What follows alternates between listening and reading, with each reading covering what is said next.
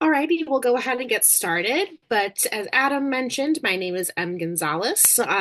If you can see my screen, I have a blurry background and I'm wearing a red shirt. And I have half blonde, half brown hair. Just want to describe my appearance so people kind of knew who was speaking for accessibility purposes. And I'm going to go ahead and start sharing my screen. I'm very happy to be with you all here today to talk about just the end of money bond and what that has meant for our state. Alrighty, so folks should be able to see my screen now. Please let me know if that isn't the case. I'm going to go to slideshow mode. And I just wanted to mention that definitely feel free to put things in the chat or on mute, raise your hand, whatever is most accessible to you if you have any questions throughout this presentation. And so the first slide that we have is the Illinois Network for Pretrial Justice, our campaign update. So the end of money bond went into effect in September 2023. It's been about 19 months since we've implemented this. Illinois is the first state in the country that has outlawed its use of money bond or abolished the use of cash bail. And it is a pretty big step, not only for our state, but across the country. So we'll talk a little bit more about what that looks like. And of course, the intersection between disability and the criminal legal system.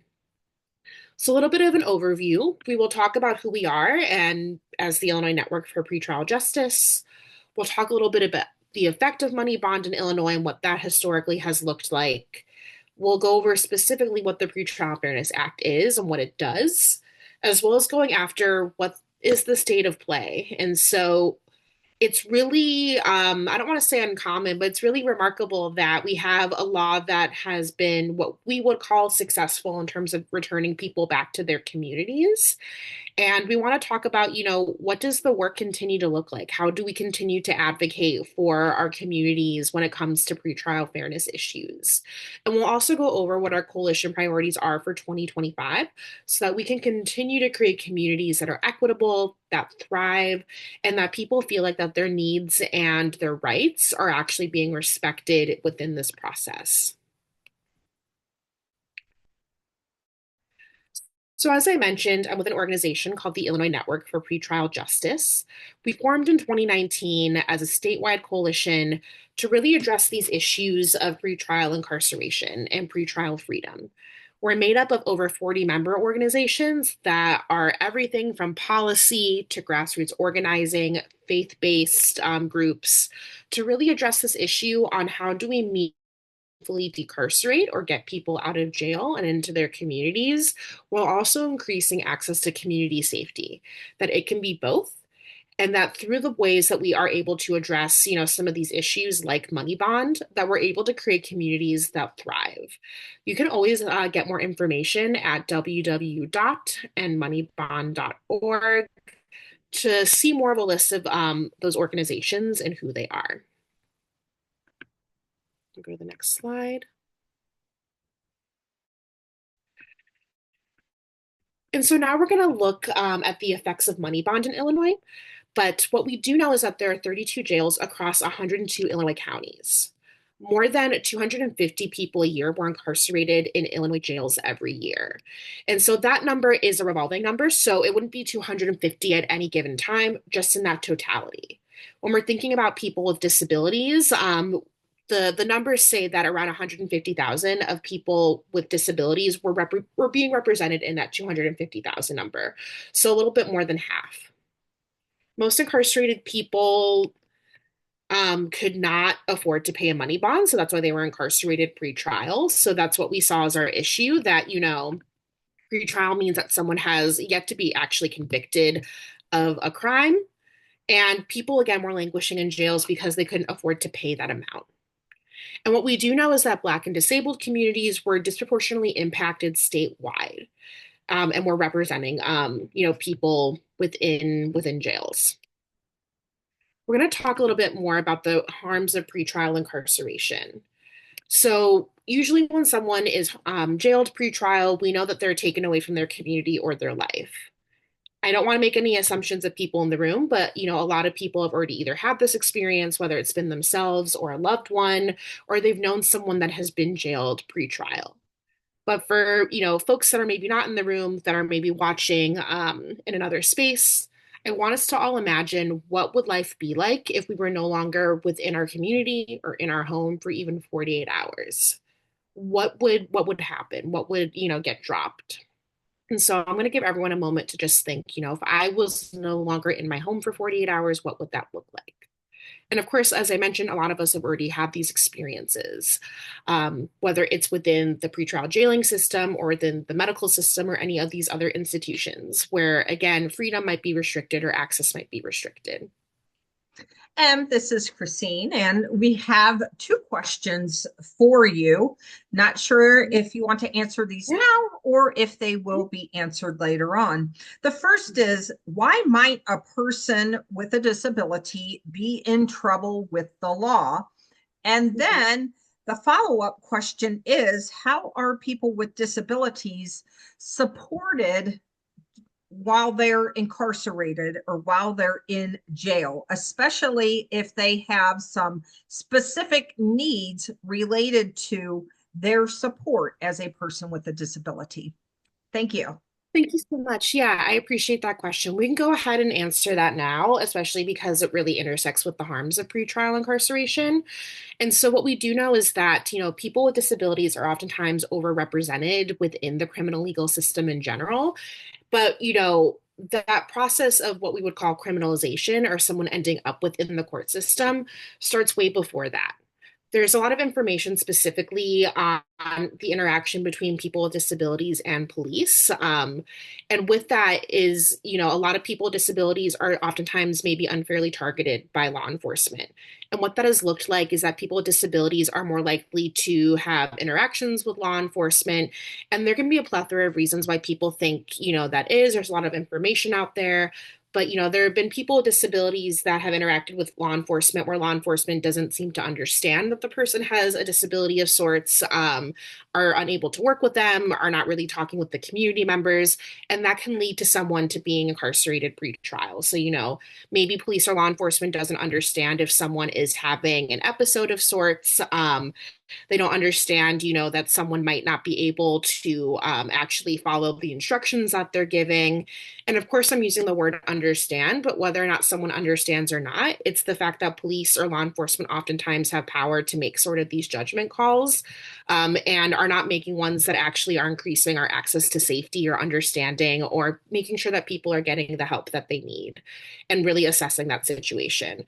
So if someone with a disability is coming into contact with law enforcement, it can really be for a wide variety of reasons. There's been a lot of stories where someone might have the police called on them when they're just trying to, again, live their life. Maybe they're acting with outside of the social norms and that person decides to call law enforcement. Maybe law enforcement is responding to something, but there can be a wide variety of reasons why someone is coming into contact. What we do know is that people with disabilities are overrepresented in both police interactions and in that pretrial system. And then, Christine, can you mind actually repeating what that second question was? I just want to make sure that I'm addressing that adequately. Yes, this is Christine. Mhm. Excuse me. The question is, how are people with disabilities supported then in jails if they need some specific support related to their disability? And then a Mhm. follow-up question came in. So once people are engaged with law enforcement, perhaps they go to the jail, whether it's a city jail or county jail. During the booking process, are people asked if they have a disability? Because some disabilities are hidden. Mhm. Thank you. Thank you so much for that, Christine. Those are really great questions. And I think, as I'm hearing those questions, I'm just kind of reminded of a lot of the intricacies and also just how the criminal legal system can work. And so in terms of like what accommodations can look like, I'm actually going to go ahead and start with the booking process. So in that follow-up question, a lot of people, and we were talking about this earlier, might self-identify or not identify, or maybe they are unaware that they have a disability that would impact their outcomes in court or what they could have access to. People don't know what they don't know. And when someone is going through that intake or booking process, whether they need access to a public defender or, need to call someone, that should be happening. However, what we do know is that unfortunately, a lot of these questions and rapport building might not be something that actually is happening, but people do have the right to self-advocate and ask for what those accommodations might be like. And you also don't need to have a diagnosable disability to receive accommodations in that way. And so when someone is going through the booking process, there can be accommodations in terms of like hearing accessibility, visualization.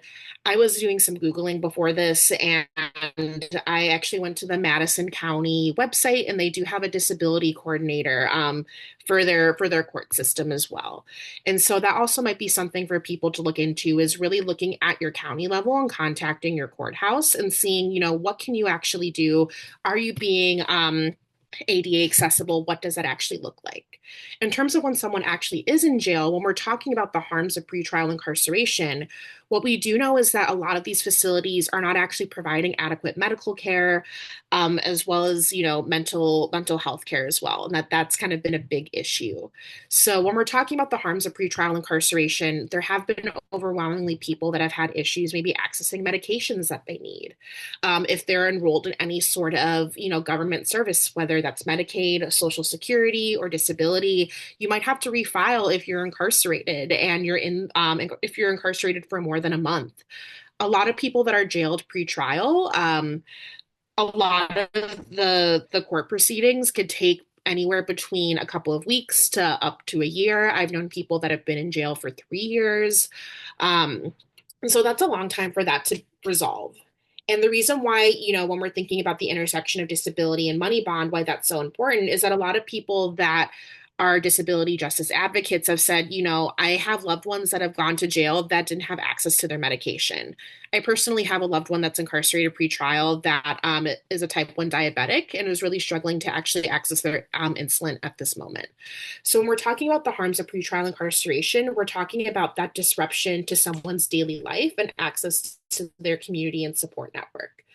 On the inverse, there was a case in Atlanta, Georgia, where someone was incarcerated pre-trial and they were the caretaker to their disabled parent. And they were asked the judge, who's going to take care of my parent while I'm incarcerated pre-trial on this charge. And of course, the answer was, well, we don't have to figure that out for you. And so when we're thinking about some of these inequities and these injustices, we're talking about how there can be lapses of care, there can be lapses in employment and housing. And that's something that, when we're thinking about this law, is how can we create outcomes or at least pathways to outcomes that can either result in release, or at least, just making sure that someone has the opportunity to advocate for themselves and that they know what their rights are.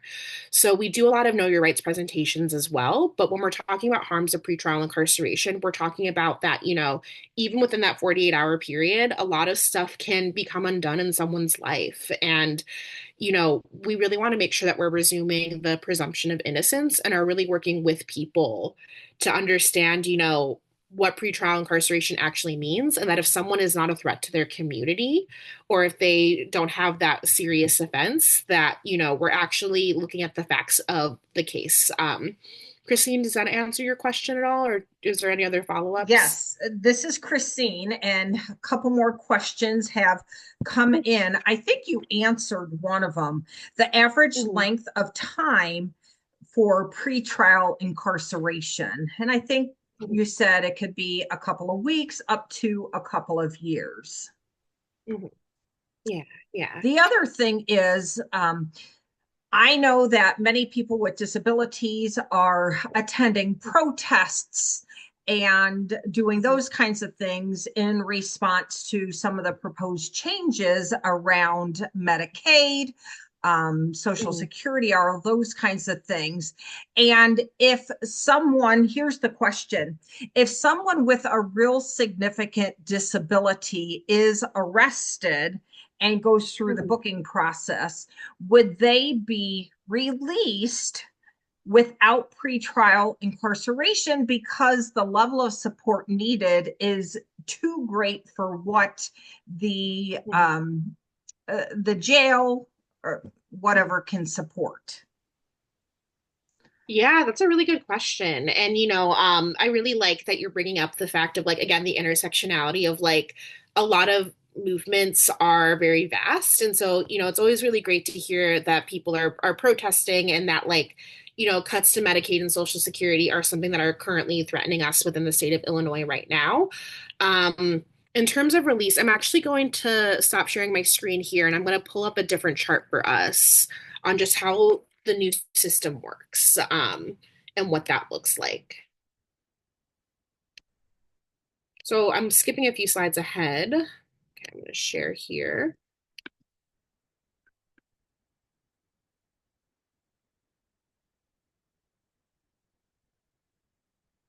But I think this visual, kind of encapsulates how the Pretrial Fairness Act actually works. So before, if I were to pull up a chart of what the old money bond system would look like, it would just kind of be this very linear graph of, all right, someone would be arrested, charged, and booked. They would have their bond hearing. And again, when thinking about accessibility and accommodations, a lot of bond hearings were only lasting about 30 seconds to a minute. And the issue with that is, when we're thinking about just different justice, forms of justice in general, not a lot of justice can happen between 30 seconds and 1 minute. So a lot of these judges were using money bond as a supplemental form of decision making. And we're looking at someone in their charge and going, all right, like $500, $1,000, $2,000.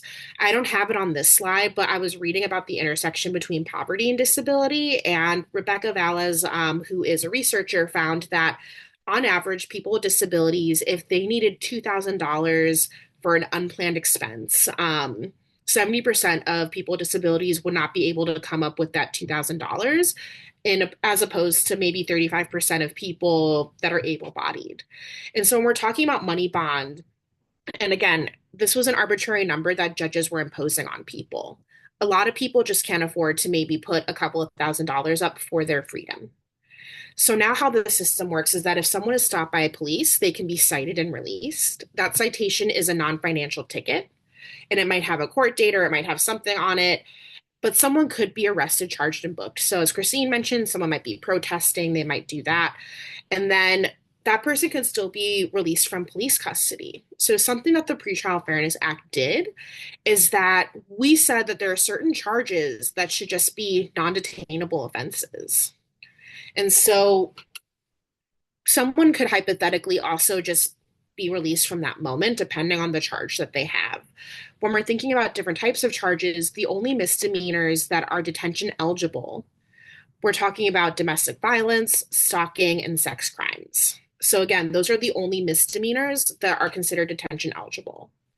Someone could still have their conditions hearing. So, as Christine mentioned, if someone has a disability that, might be something that pretrial incarceration would really destabilize. Again, we split these hearings into two. We no longer just have that one bond hearing, but we have that conditions hearing so that our defense can adequately explain to a judge and take that time to say, you know what, my client, they actually need to be within their home. They actually need to have access to their care network. And there are actually conditions that we can put on their pretrial release that would satiate, again, what that would look like. Yes, and so Christine, I see your comment, domestic violence and sex crimes are the only misdemeanors that are detention eligible. Yes, that is correct. This is Christine, and I, this question is from me, and it's more that domestic violence and sex crimes are only misdemeanors. Like it seems like they should be more serious than a misdemeanor that might be public intoxication or, public urination or something like that. Yeah, and I think that's a really good point. And I know like there can be higher charges within like misdemeanors for domestic violence and sex crimes, but to your point, Christine, like I think that's why when we were passing this law and are thinking of the detention net, we were thinking, well, what are serious crimes that actually might warrant detention? That again, if someone else is being threatened or what that looks like. And, to your point, it's like there are a bunch of other stuff where it's like, are we actually thinking about public safety, or are we actually, not addressing what the underlying conditions and needs are? And so if someone really feels like a person needs to be detained, the prosecutor can file for that detention hearing.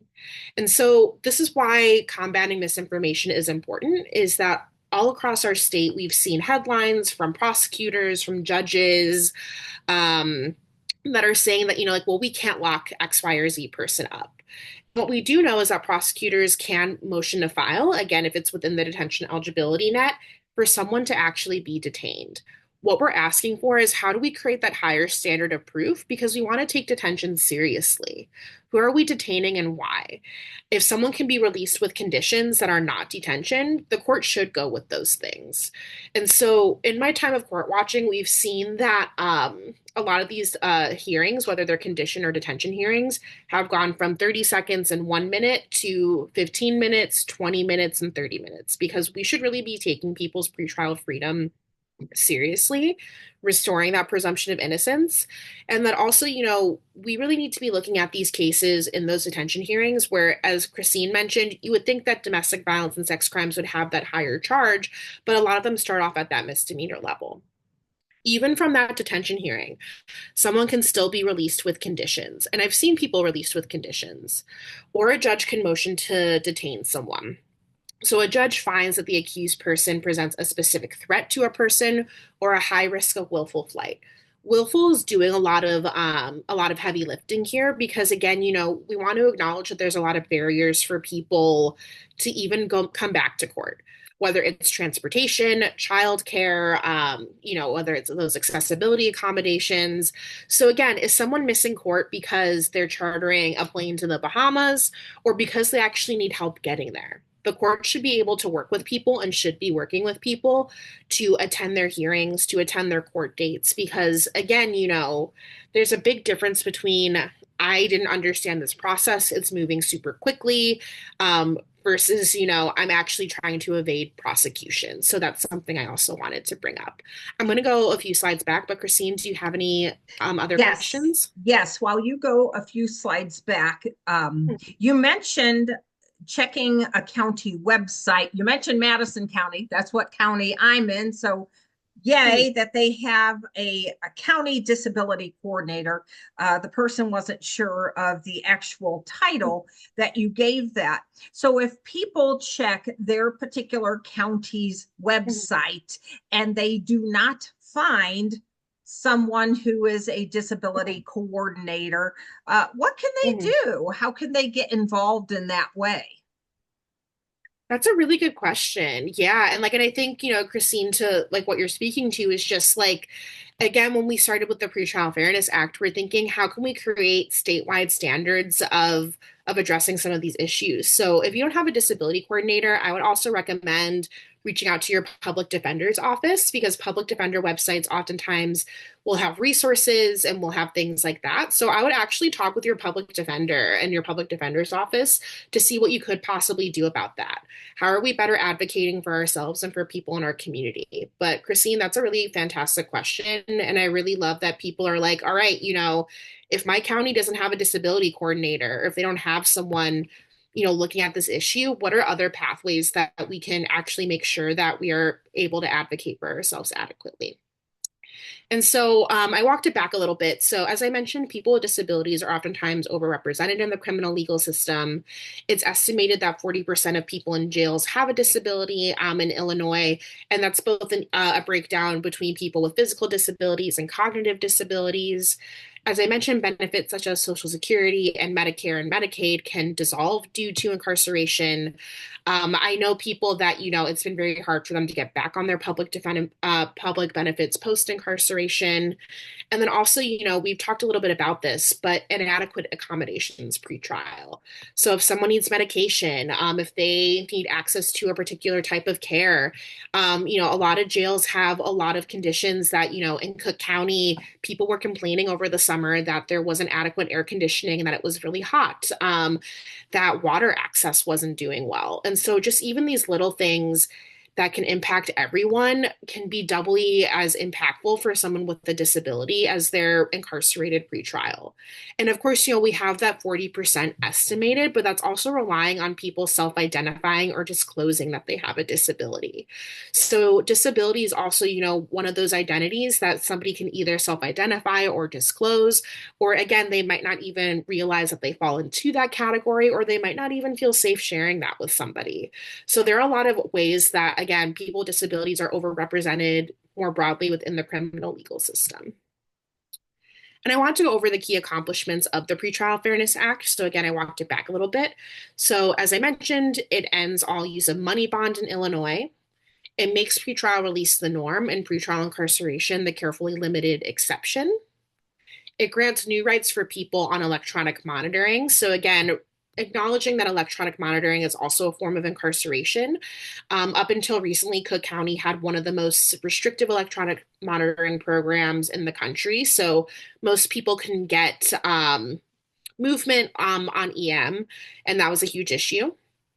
Prevents unnecessary arrests for minor and petty offenses, and prevents long-term jailing for minor conditions and violations. So again, why are we arresting people for minor or petty offenses? And how are we actually looking holistically at the system and what people need? And then, of course, it requires statewide data collection and publication. Accomplishment number 5 is something that we're currently working on. So even though, the Pretrial Fairness Act was supposed to go into effect January 2023, we didn't go into effect until September, and the law was passed in 2021. So even though the state had a couple of years and then an additional couple of months, we're still not doing well with statewide data collection and publication. The reason why that's important is that, we have the Freedom of Information Act, or FOIA, that allows people to, reach out to a government agency and ask, can I have emails about this or can I know about that? As I'm saying that, with Christine's question, if my county doesn't have a disability coordinator, FOIA would be a good method to ask, was there ever plans for a disability coordinator here in the county? Can I have access to information that shows like how, our county deals with this sort of issue? So the reason why we wanted statewide data collection is that a lot of our courts, or actually all of our courts here, we're not gathering information on who is actually passing through the court system or that pretrial process. So if I wanted to go to Madison County, for instance, and ask, what are the race demographics? What are the charges? Is somebody disabled or what's the disability rates? The courthouse was essentially like, we aren't really collecting that data or information. And the reason why that is a big issue is that when we're talking about advocating or self-advocacy, data is a really big part of that. A lot of counties have added their own dashboards of information, but we still don't have a standardized statewide data collection process. And so the reason we really wanted this is, one, to know, is this law working? But then also so other people can advocate in other movements on, all right, how are we actually collecting this information? What is it saying about incarceration? Who's being incarcerated? To Christine's point, if there's a protest in Champaign County of disability justice advocates and they all get arrested, are we actually collecting data on that outside of news clippings and stories? But is that something that we can create some more advocacy avenues around as well? This is Christine with another question that I Bring have it on. I love received. the questions. When you Yeah. see me pop up, it's going to be a question. Some people with disabilities, especially people with intellectual and developmental disabilities, may have a legal guardian. How does or would legal guardianship impact pretrial fairness? That's a really good question. And so that's something that I'm less familiar with, but what I can do is I'll talk to one of my friends over at the public defender's office, because we work with them at least here in Cook County and some other counties, and I can pull some information on that. It's really important to me that I don't give false information. So guardianship isn't something I'm as familiar with, but I'll definitely make sure that that's accessible and that Christine, Adam, and Tara can send out that information, because I think that's really important, is to consider that guardianship. But off the top of my head, that's not something I'm as well versed in. And as I said, I don't want to give false information. Christine, is there any other questions that are coming up? This is Christine. The only other comment is related to a little bit of a conversation that you and I had before the presentation started, and it related to the public defender's office and the Mhm, public defender or defenders being mhm. comfortable and at least a bit knowledgeable on how do we support people with disabilities, the widest range of people with disabilities. Are they asking if people have a disability? And again, and what you said, some people don't know, some people will not disclose for a variety of reasons. Perhaps the question can be, what accommodations do you need to be successful throughout this process? Perhaps not a successful outcome, but just successful and participate to the fullest in the process. And how can people get involved in that? Is it just picking up the phone and calling the public defender's office? Is it making an appointment? How can groups or people who want to offer their experience and expertise to public defenders do so? Yeah, and I think that's a really great question, Christine, because I feel like, to be transparent, the Illinois Network for Pretrial Justice is advocating for a large scale public defender reform. And one of the methods that we've been doing that is, acknowledging that historically a lot of people might not have had good experiences with public defenders. And so that's something we hear all the time. One of the containers that we've created for that is we've started doing listening sessions for people that have either had experiences with a public defender or just want to know more to really voice some of these concerns. So we do have a listening session coming up in Champaign for people that are in the area on May 1st. Dinner will be provided, but that's just one specific way on how can we create advocacy to keep these things in mind. I think, as Christine mentioned, what would be the process for that? I think unfortunately, one of the big barriers is because most public defenders, 60% in our state are part time, is that even having that conversation might be logistically very difficult. However, that doesn't mean that folks shouldn't advocate for that. And so I know at least here in Cook County, we have a little bit more of a robust PD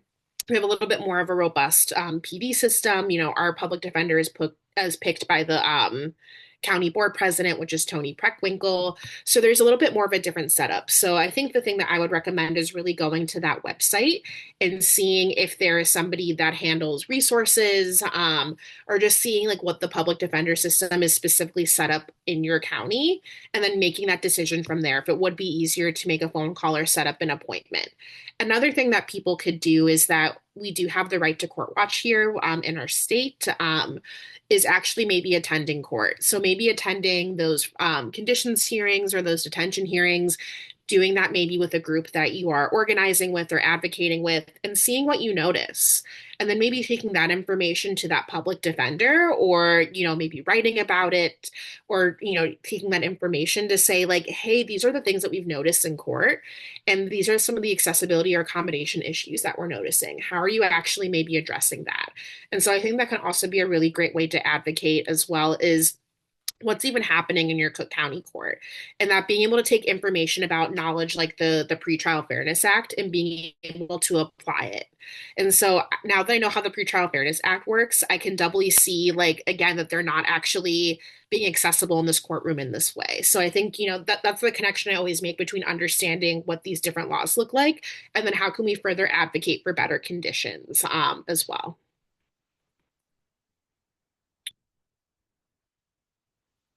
Any other questions that you're getting, Christine? This is Christine. I do not have any other questions at this time that have come in, but if anyone on this presentation has a question, you are welcome to take yourself off of mute, off of the camera. You can type it into the chat box. Choices are amazing. And Em, I'm glad that you recognize that many people with disabilities are starting to become engaged in advocacy because their very lives and the support that they receive are at stake. And so they are marching in protests. They are protesting outside of legislators' offices, and they may engage with law enforcement. I was a provider for many years, and law enforcement that I encountered really was about, well, this person has a disability and they swipe some candy from someplace. We're really not going to do anything about it. It ranged from being very lax to being, we're taking this person in because they took some candy. They took stuff that they didn't pay for. So I've seen a pretty wide range of law enforcement responses. And I think, Christine, to what you're talking about is like we shouldn't have to rely on the most lax when we have people that are maybe again being over criminalized, over incarcerated and stuff. And so, I think when I think about pretrial fairness, I'm also thinking of like with this law, we're also thinking about just better outcomes because while I'm talking about jailing specifically, people in prisons, at least in Illinois, I think it's estimated that over 12,000 people in Illinois prisons right now are people that at least have been identified as having a disability. So when we're thinking about having people that are in their communities rather than in jails, we're also thinking about potentially better outcomes for their hearings and for their cases in the event that, as Christine mentioned, that they didn't have a lax police officer or a judge that was maybe a little bit more willing to work with them. And so when people are able to be in their community and have access to their support network and with that, with care, with defense, that we can also have better outcomes again, in general in terms of prison sentencing as well. And so a little bit more about the impact on that. Yeah, Christine? Yes, had another question. So you've done the a whole year without the money bond. What's next? What's next for your work? Or is your work I love done? that question. I love that question so much. And so that dovetails really nicely into the Pretrial Fairness Act state of play, so where we are now. So I wanted to share that reported violent and property crime declined both in urban and rural counties. The number of people incarcerated awaiting trial has decreased by 14% in urban areas and 25% in rural counties. So there are some places where they went from having like 550 people in jail to 300. And we think that's great. Court attendance has not suffered. A really big pushback was that people weren't going to return to court because money bond is collateral. But again, people's lives are, on the line. So it's like a lot of people actually do want to attend court. Detention hearings, as I mentioned, are now robust. So how are we actually taking this a little bit more seriously when we're thinking about detention? As Christine mentioned, should we really be detaining someone that has a disability that swipes some candy when we could be spending more time on that domestic violence case or that stalking case? How are we actually making these calls and actually are spending time on the more serious offenses versus penalizing someone that again has that low level offense? And it's been estimated that 140 million has been kept in the most marginalized communities. So rather than people paying a money bond for their pretrial freedom, that's money now that they have that they can use within their community in a wide variety of ways. And so that's something that we feel really excited about.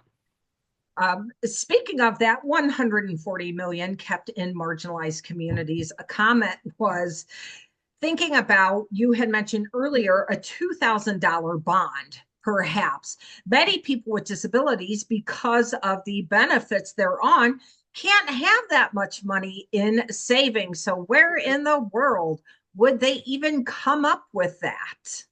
That was the comment.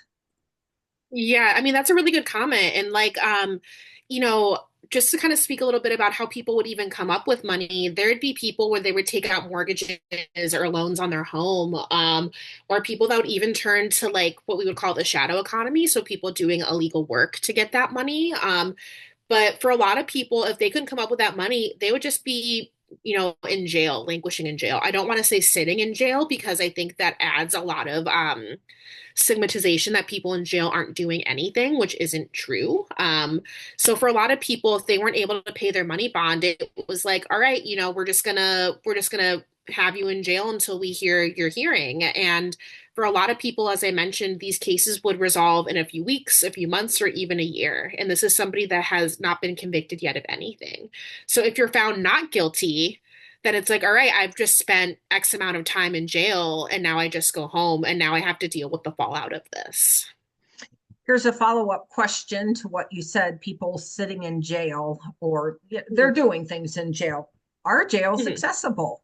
Do they have accessible washrooms? Are you in a cell with other people? And how do you, if you're a person with a disability who needs support to take care of personal care, how does that happen? If there are bunk Mhm. beds and a person is unable to get up on a bunk bed, are jails accessible? Yeah, I mean, like Christine, to be honest, the first thing I want to say is no, jails are not accessible. Hypothetically, jail should be following the ADA accommodations and standards, but for a lot of people, this is a really big thing that we hear. As I mentioned, I have a loved one that's currently incarcerated actually out in Oakland that has diabetes, and they need to get specific access to like protein and nutritional support. And the packets cost $40 per packet for them to have access to that because the food that they're receiving on the inside isn't supplemental enough to help with their diabetes. So that's money we have to pay X amount of times per month. And luckily, we have a support network that can help with that financially. But for a lot of people, this is where it gets really tragic is that a lot of people can be at risk for either furthering complications or even death. And so, in Cook County Jail last year, over 17 people died in Cook County Jail while awaiting trial. And that has been like one of the highest rates we've seen in a very long time. So when we're thinking about accessibility, the jail should be trying to work with you, but it's either the very bare minimum or unfortunately, it is costing people their lives. When we think of COVID, which a lot of people now are dealing with long COVID and are now for the first time maybe grappling with disability from long COVID. 1 in 6 COVID cases were traced back to Cook County Jail. So again, people were spending time in Cook County Jail, were coming out with COVID, and they were spreading it across Chicago because Cook County Jail wasn't adequately distancing people. They weren't adequately dealing with COVID in that way. So when we're thinking about jails in that way, we're also thinking about like how diseases are spread. If you are immunocompromised and you're in jail during what we had that COVID uprise, there are people that did pass away because of stuff like that. And it's very tragic. And so that's also another thing is like, how can we actually improve conditions for people? But at the same time also advocating for release as well. So we want to improve conditions, but we also don't want to make that as a substitute between someone that should actually just maybe be at home and getting the best care that they already have through their support network.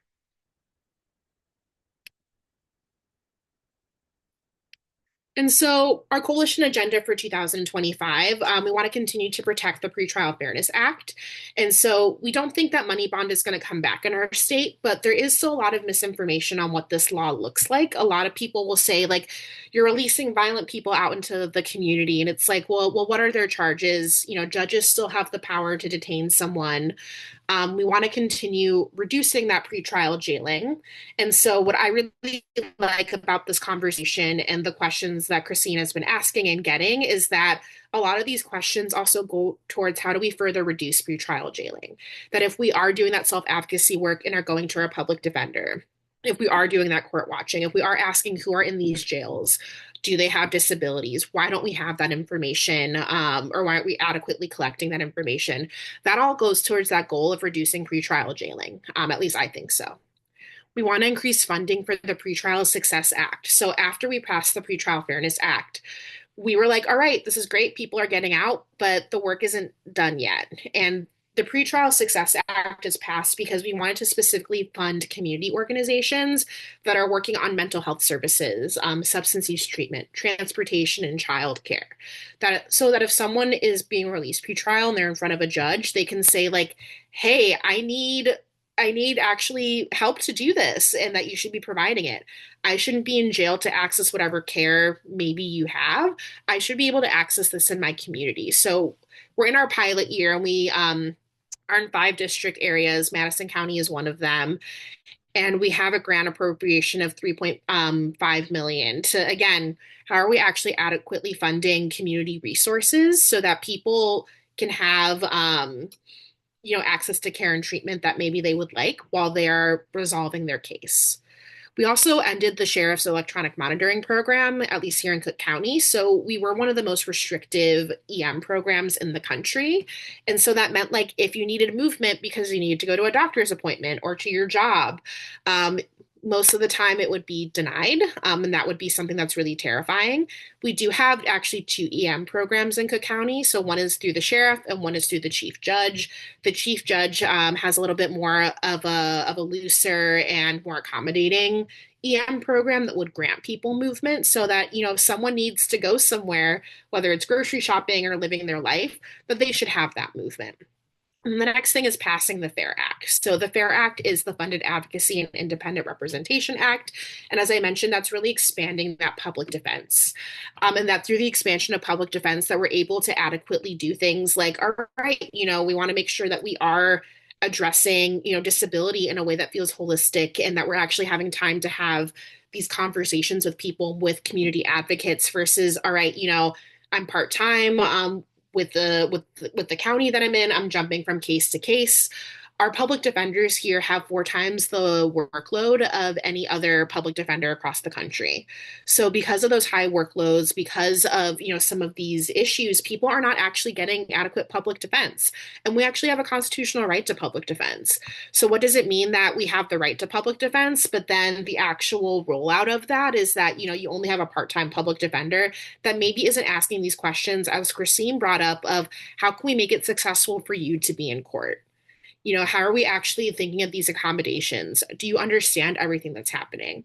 A lot of court watching that I've done is that things are happening very quickly, and it can be really hard to understand if things are moving fast, whether you have a disability or you don't. And so it's like, how are we actually walking alongside people so that they can have an understanding and that we can actually work on this together, not just something happening to you through the criminal legal system. Because that's what I always kind of think about is that a lot of people are going through these systems and stuff is happening to them and they aren't able to actually have the autonomy and decision making that they deserve, as well as the accommodations that they deserve.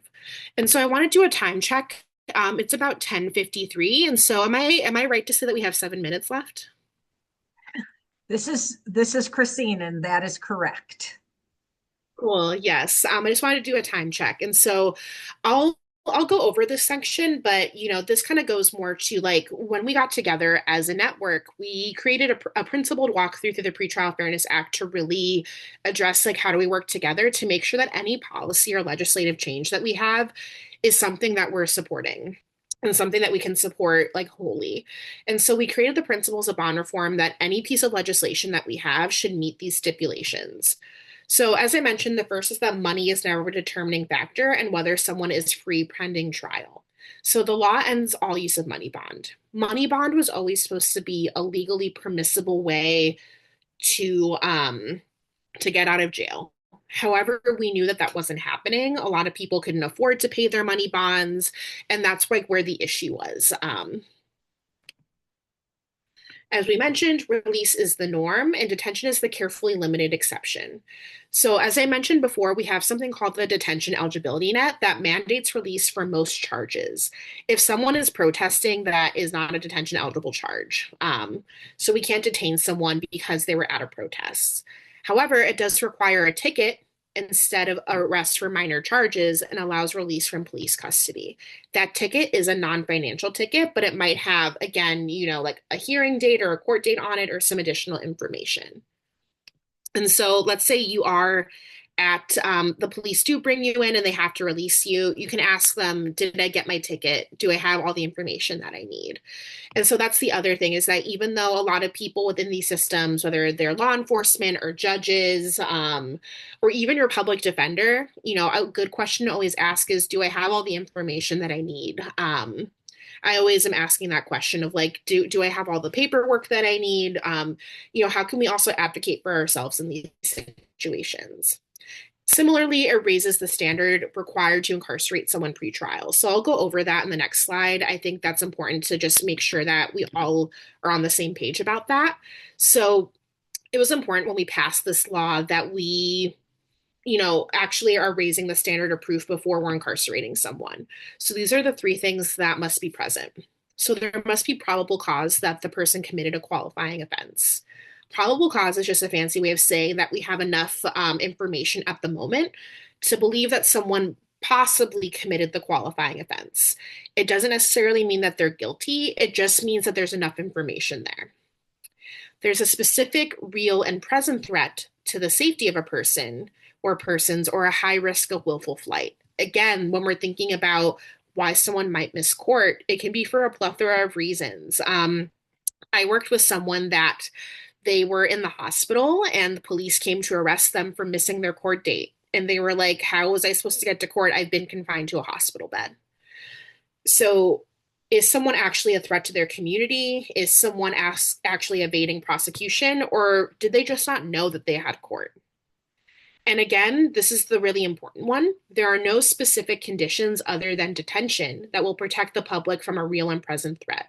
So, Christine mentioned, what if someone has access needs that if they are jailed pre-trial, that the jail might not be able to accommodate? That could be something where that attorney, that public defender can argue, my client should not be detained because of their access needs. And there are actually other conditions that can satiate the court and that they can be released until their trial resolves. So again, actually how are we actually setting up those conditions? And the fact that there are other conditions that can be had. I've seen judges set conditions where it's like, all right, you have to maintain employment or residency or stay off of social media. The truth is that there are other options to detention that can happen, and that's really important. So I'm actually going to end there. We won't have time to go over all of the principles of bond reform, but I actually think we were able to hit on them just within this presentation. The one thing that I do want to mention or bring up is how you can continue getting involved and what that looks like. Yes. Because again, I was really moved by Christine mentioning that, people are still protesting. There's a lot of things that are happening, and a lot of these things actually intersect in very important ways. So I really believe that writing to your legislators is really important. If you would have asked me at the start of this job, do you think writing your legislators is impactful? I probably would have said no, because that's not the organizing work that I did. And now after actually being in Springfield and doing this work, it's like, oh, legislators do keep track on who they're hearing from. I think it can be harder with the type of work that we do, because I think we're simultaneously caring for our community, whether that's mutual aid work and helping with care work. And then also now we're having to do a lot of this political work. And so it's one of those things where it's like taking the 2 minutes out to write your legislator can actually be really meaningful, even if it feels like there's so much going on. You have to attend the protests, you have to attend the webinar, and then you also have to do this other thing. You can follow us on social media at nmoneybond and nmoneybond.org/news. And so we always try to keep up where if we see misinformation, we'll correct it right away. So we're always kind of issuing those things. And then we also have our email. So you can always reach out to us at info@nmoneybond.org. I'm also going to put my number in the chat, but we are always responsive when we can be. So if you're like, all right, I'm in this county and my loved one got put on electronic monitoring, what does this mean? You will hear from us, because it is one of those things where these systems are so vast. And again, I'm not explaining anything new to people that have disabilities and are advocates in this community. You have to advocate for yourself all the time. It's how are we really closing the gaps and advocating for each other, because these things are so intermeshed. So if you find yourself in that situation or a loved one, always feel free to reach out. We're really here to be supportive of that. And we'll make sure that you get these slides as well. So if you want to go over the other principles of bond reform, which again, we talked about how are we actually releasing people and working with people to have outcomes that are, more desirable. I want to say successful in terms of getting people into their community, but I know it's different for everyone. But I'll pass it back to Christine, and thank you all so much for having me. Yes, thank you, Em. I really appreciate the Mhm, acknowledgement that right mhm, now there's so many things going on and it can be overwhelming in terms of the variety of ways to get involved or how to get involved, and whether mhm, it's writing the legislator or just following end money bond or some of the other bits of information, whether it's a website or social media. If that's what mhm, you can do right now, then that's what you can mhm. do right now. You don't have to do everything all at once. We're all called to do different things at different times, and that is okay. So I'm seeing comments. Thank you. Thank you so much for this information. This is certainly not a type of webinar or information that we have provided in the past. And so I am thrilled to bits that you were able to share with us this information. Thank you so much. And for everyone who either participated live today or everyone who has or is viewing this recorded presentation, we really appreciate your time. Thank you so much, everyone. Take care and have a great day. Bye bye. Thank you all so much.